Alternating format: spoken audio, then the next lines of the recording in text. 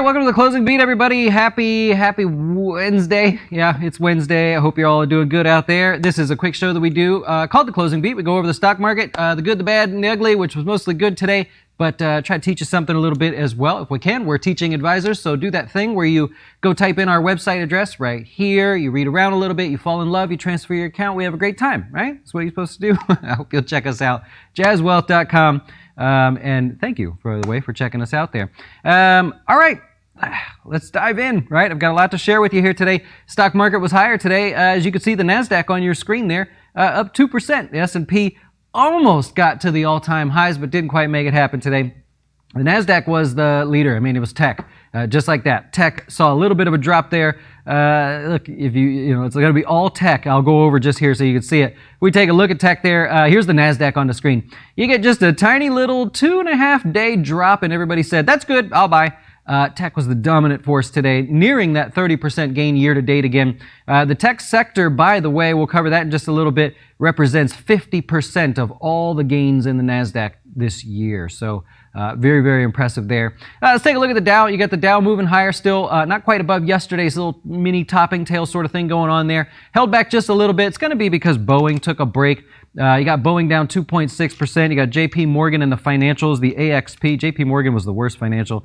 American Express down 1.5% today. What that did is it erased all of the boost that was given by Apple and Microsoft. They both had great days, obviously helping the Dow. But that's the reason why when you go to this chart over here, you see that the Dow is down just a little bit more than the S&P. Usually we look at the two and we say they should be somewhat correlated in terms of percentage returns. Didn't see that today, and that was why. You had the financials, the JP Morgan, American Express, and Boeing holding you back a little bit there. On over to the S&P. There you go.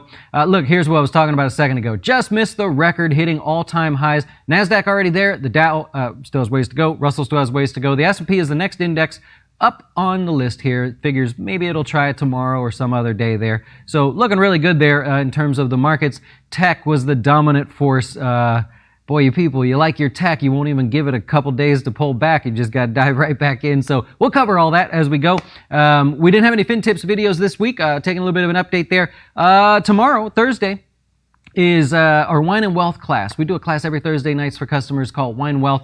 Tomorrow we're going to open it up to everybody. I'll teach you a little something real quick, and then we'll hang out, grab a glass of wine with me. This one will be open to everybody. You'll see it pop up on YouTube as a live video, and of course our customers you can watch in the dojo if you're hanging out, want to hang out with me a little bit, and it's a laid back show. We just have a good time with it. I'll stick around and answer questions that I can anyways, and we'll go from there. Let's go over to the sector breakdown here today and take a look at what you got. So everything but financials were higher on the day.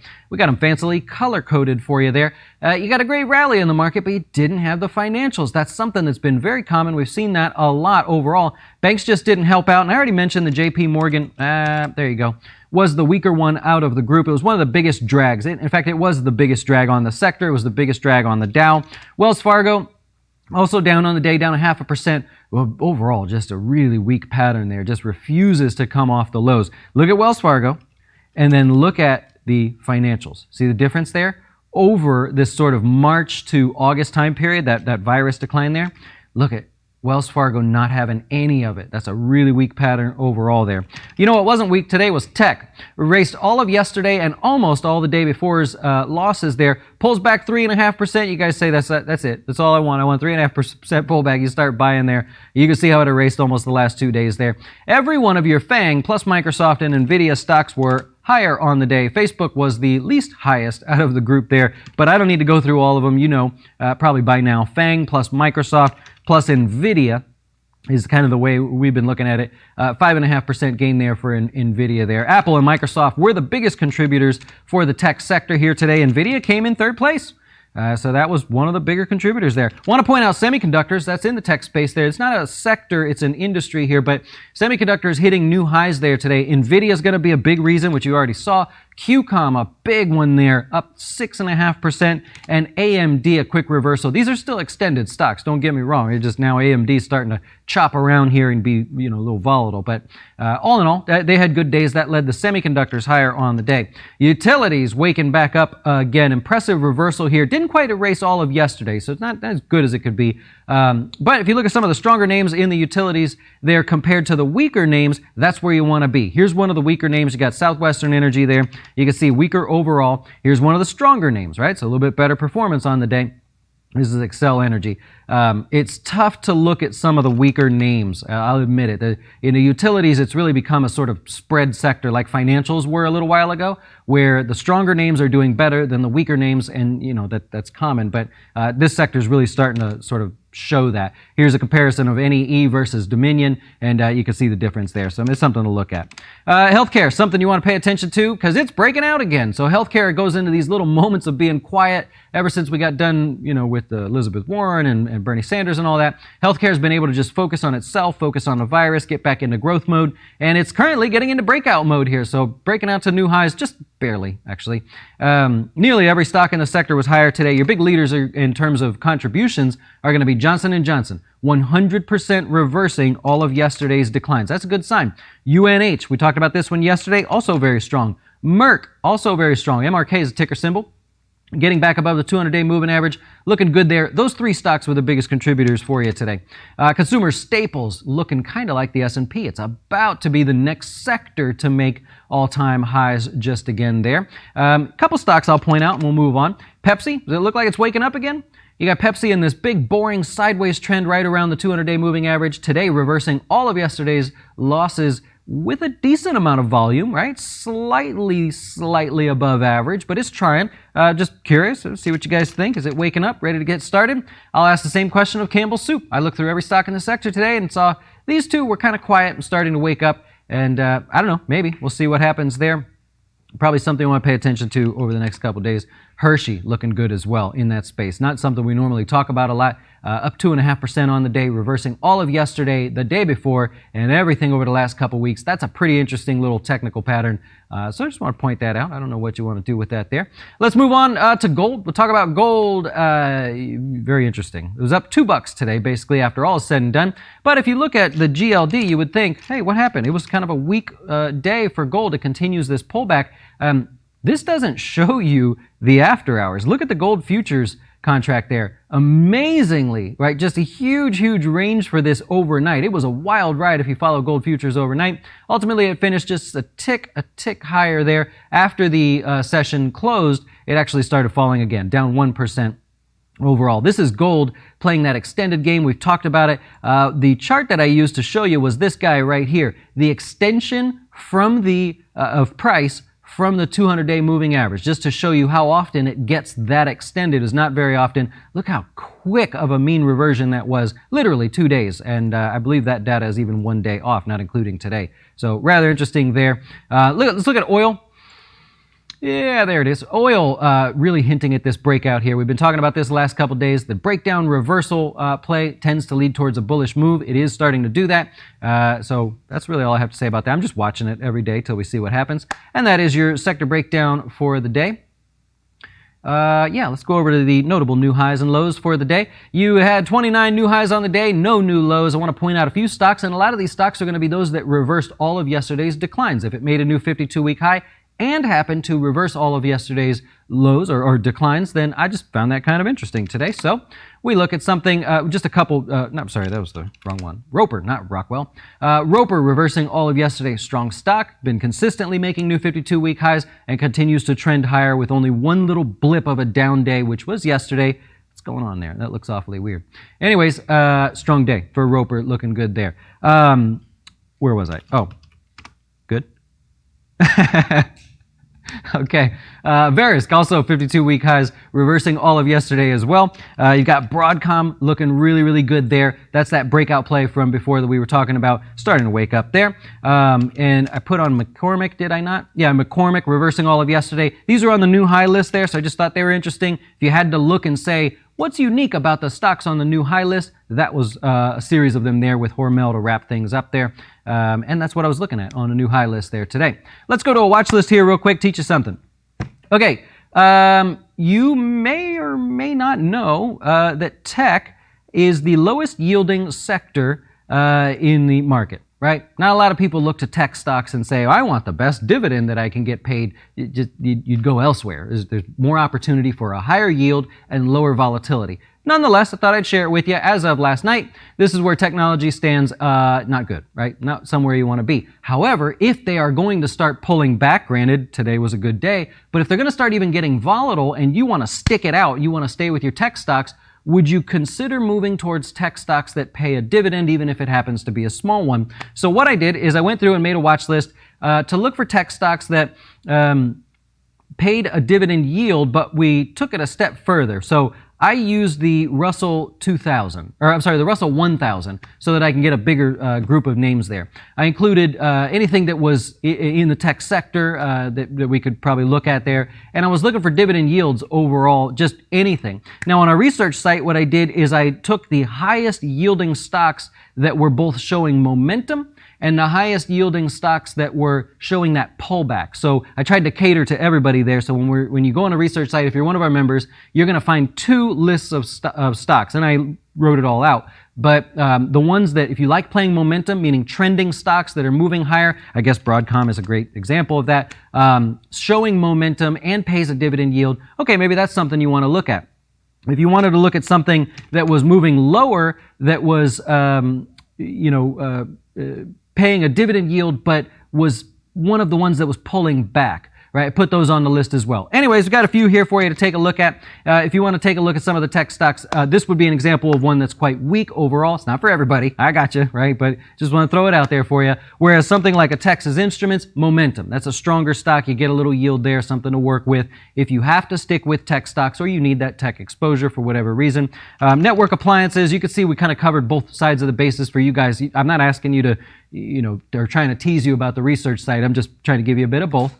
You've got network appliances, weaker stock, pays the yield, but it's in the tech sector. So maybe that's a consideration. I don't know. It's one way to look at it. Going with a simple list today. Hewlett-Packard, of course, a couple different ways to look at this one, but this is one of the weaker ones there as well. And Western Digital. Now, this one's recently weak, so it's been on a couple of our lists there, but maybe something you want to take a look at. Can you get a yield that makes you want to stick around in the tech sector? Now, that could go a couple different ways. What you could do is you could say, yes, I do. I want Apple and Microsoft and some of these other stocks that are maybe more growth-oriented tech stocks. I want them to pull back, but I don't want to be in them. I want to be in the tech sector, so I'll go get a little yield over here while I wait for those to pull back. It's a thought, right? Just a way to bring you a different watch list there for you. And in just about 15 minutes, there actually that post goes live for research members to go over the momentum dividend yielding stocks in the tech sector with all kinds of other great stuff, and then the pullback stocks. There we go. All right, stocks in the news. We'll look and see what's going on here today. There's actually a lot going on. I'll just go through a few things. We covered Tesla yesterday with the 5-for-1 stock split coming up here just around the same time as Apple. Investors liked it. It was up 13% today. Really on no other news other than this split and people getting excited and just further cheering on Elon Musk. So good stuff there. Allegiant was in the news and held back some of the airlines as well. Allegiant is a more regional carrier here, very popular out of our area. Passenger traffic down 48% year over year as relates to July. So July to July, 48%. It was a tough month for them. They're still out there doing their thing, though, and that's crazy. Got something interesting to share with you on Overstock. You've likely heard of Overstock. You probably use them as a website that you buy stuff from. But this is a really, really interesting idea here. So they're going to sell 2.1 million shares. They priced them at $84.50. They're going to dilute you if you happen to own them. Obviously, the stock has done really well. I thought I'd have a little fun with you here. So let's take a look at something different. Here is the income for Overstock.com every year that they've been around. And you'll notice it's in orange. So obviously if it's below zero, they didn't make any money, they lost money. If it's above zero, they made a profit to whatever degree it was. You can see basically they had one really good year. Okay, I then went through and I said, okay, let's identify every single year where they had to sell shares to raise money and just paint them orange. I didn't want to paint it green or red or whatever. So there you go. That's what you have there. You have a total of 7 years of their existence where they're able to operate without selling more shares and dilute you. Not that you really care because the stock price has done well. But look at that. I mean, that's a great example of a company that's not profitable still after all these years, like a Lyft or like a Uber, Beyond Meats and all that great stuff. They just keep raising more and more and more money. Overstock.com, one of the original .coms sort of from that time period coming out of 1999, 2000, and they ain't making any money. They haven't figured it out after 20 years. Look what Amazon did in 20 years. It's not that it's not possible, but anyways, Overstock, if you own it, they're diluting you even more, whether you agree or disagree. So that's what you have there. Grubhub shares moved up to new highs here today. The company that's acquiring them, Takeaway, it's not from here, takeaway.com, but their brand is like Just Go and Eat or something. The company is buying Grubhub, reported earnings. They're doing really well. That's good news for Grubhub, means the deal likely going to continue to be successful and go through. Moving on, Roku actually closed about flat on the day there. Deutsche Bank put a price target of $185 on it there. They said more money is being spent on the platform in the form of advertisements. So there you go, just bringing you the news there. All right, what else do we have here? Earnings tomorrow, JK Solar, Tapestry, Applied Materials, Baidu, Dillard's, and TiVo will be reporting. You've got a whole lot of dividends coming out. Stern Ruger Cracker, oh boy. I saw somebody yesterday caught one when I spoke funny there. Cracker Barrel, Stern Ruger paying out $5, Cracker Barrel $1.30, Duke Energy 97 cents, Honeywell 90 cents, Smucker's 90 cents, Eli Lilly, Eaton, WEC Energy, Walmart paying out 54 cents. So there you go. You got dividends coming out there. Mr. Cody, producer guy, do I dare? I think so. We will attempt to try to take your questions. If you have any questions there, I will pull up our thing here, see what I can do, and if they happen to show up today, they happen to show up, but hey, if not, that's okay too. So I see a guitar. I see a guitar. Ah, there we go. So splits are great. Why own $1 when you can have 4 quarters? Okay. Well, we know it works now, so that's pretty cool. What we're trying to do is actually get your questions to show up there, and that way we can just kind of pop through them overall there. Yep. Thank you, by the way, for calling me Dustin. It is Dustin. My own grandmother called me Justin for years, by the way, so I don't feel too bad about it. I love it. Okay, you get one. So after hours, by the way, you got Lyft. Lyft reported earnings after hours. It was positive. It was up like 5 or 6% after hours, but it has now gone back into the negative. They missed overall, beat on earnings, but they missed overall. They're looking to cut costs. That's actually good news there. Looking to cut costs because revenue's down 61%, riders down 60%, revenue per active riders down as well. Oh, okay. Now you get a little feel for why maybe the big gain has erased itself after hours. Tough one there for them. And let's point out Cisco. Normally not positive. Where did Cisco land here? Cisco's down $3. Wow, that's going to be like 6.5%. All right, Cisco with a bigger loss to the downside there. The average move for Cisco is down on earnings. All time, every earnings report, take them all together, average them up, and they average a down move of 0.22%. So Cisco's not known for being one that just skyrockets on earnings. It does happen, but yeah, average to the downside, well outside the expected range there, down 6% after hours on earnings. So that's really the earnings excitement after hours there. Yep.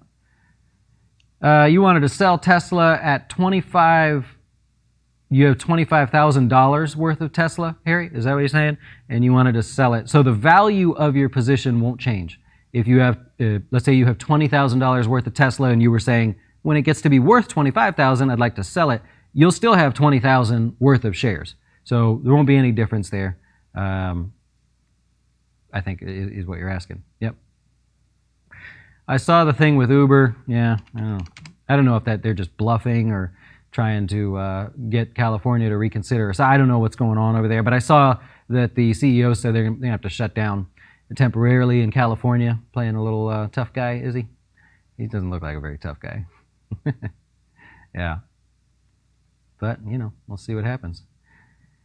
We'll see what happens. Can't answer the questions about buy or sell individual stocks. I can tell you that Dropbox, if you want to take a look at it real quick, fell rather sharply all the way down to the 200-day moving average and does not seem like it's done. Look at just from a pure technical perspective. If you take a look at what's happened here, it tried 3 days ago to bounce off this area, not very successfully. The next day, at one point during the day, this was a solid green day, right? Meaning it hadn't made a new low. It opened and traded higher, and it looked like, oh yay, we're going to bounce off the lows here. This is great. Then it reversed everything that it had during the day, went negative, and closed even lower.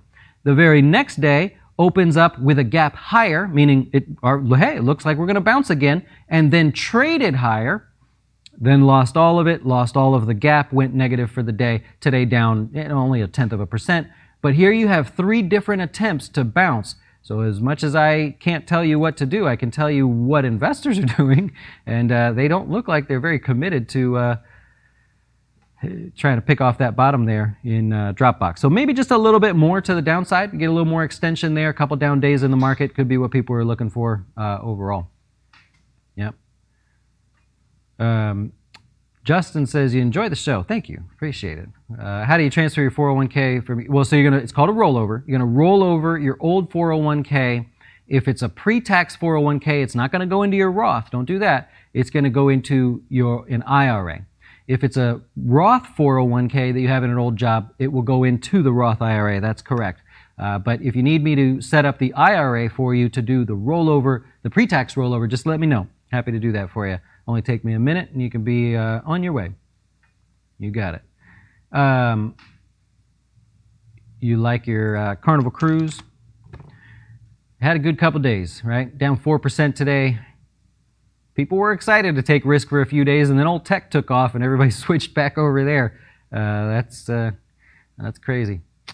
That is crazy. Anyways, I'll wrap it up there. We've covered everything. Handful of earnings tomorrow, so we'll probably spend some time going through earnings. Yeah, go from there. So I appreciate you watching. Have a great rest of your day, and we'll talk to you soon.